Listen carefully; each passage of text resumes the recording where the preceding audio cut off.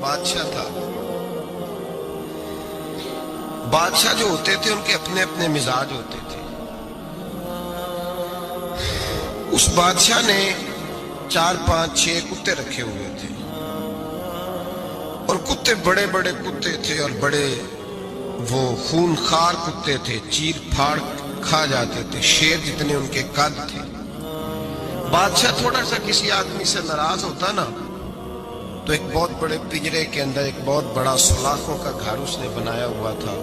اس میں کتے ہوتے تھے، اور کتے کو جب باندھ کے رکھا جاتا ہے تو زیادہ زہریلا ہو جاتا ہے، وہ زیادہ اس کے اندر کرواہٹ آتی ہے، زیادہ کاٹتا ہے.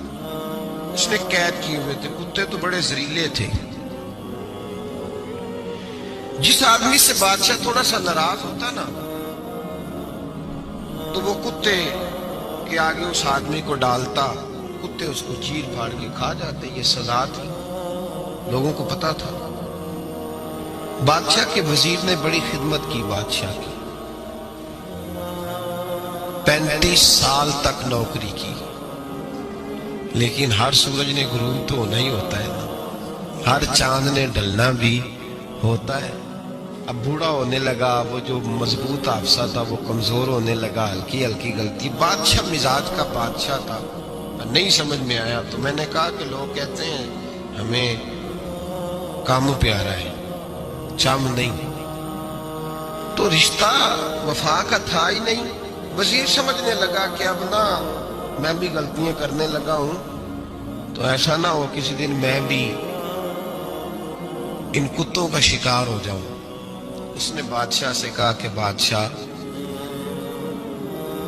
مجھے آہستہ آہستہ معذرت کرنے لگا، قدم ہٹانے لگا کہ مجھے چھٹی دے دی جائے، میں بوڑھا ہو گیا ہوں. لیکن اس نے کہا نہیں، جب تک میری طبیعت نہیں مانتی تم نہیں جا سکتے. مطلق العنان لوگ تھے. وزیر خاموش ہو گیا، پریشان رہنے لگا. غلطی ہو گئی ہے تو پھینک دے گا. ایک تجویز اس کے ذہن میں آئی.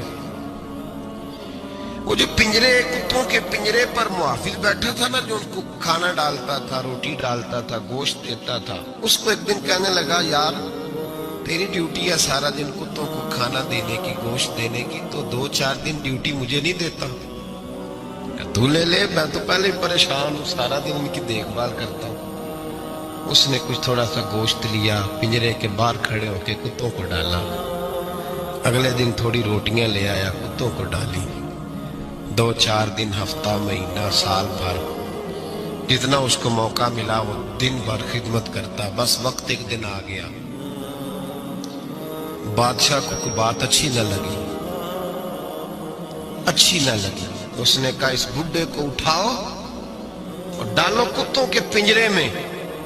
ساری زندگی یہاں رہا، اسے ابھی تک نہیں پتا چلا میرے مزاج کا.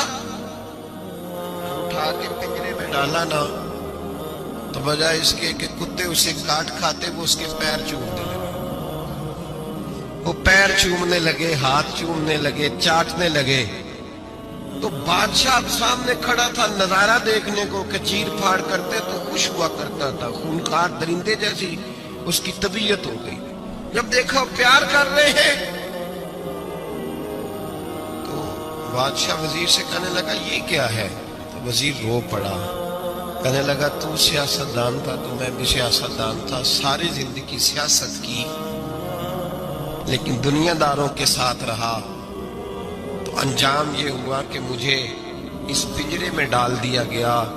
دیکھ تو بہت بڑا سیانہ تھا اور میں بھی سمجھدار تھا، وزیر رہا، لیکن ہمارا روح کا رشتہ نہ بن سکا.